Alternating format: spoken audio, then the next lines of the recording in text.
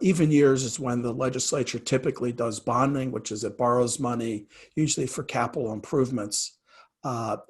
And typically there's a battle between the two parties about how much to spend. This year, the governor's talked about $2.6 billion. He did that in the early part of the year, I think in February. What's your view about the amount of bonding that is appropriate for the coronavirus era and where you would focus that spending? So as we get to the finish line here, which is just three weeks away or so, there's three areas that I'm asking everybody to keep the eye on the ball. One is the bonding bill. The second one is legislative oversight over the federal money.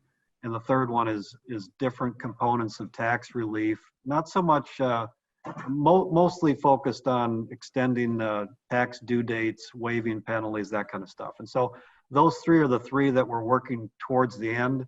The bonding bill will likely pass out of our capital investment committee if it hasn't already happened. A base bonding bill of $755 million. That's what, without having to factor in any more money to service it, that's the number that comes up.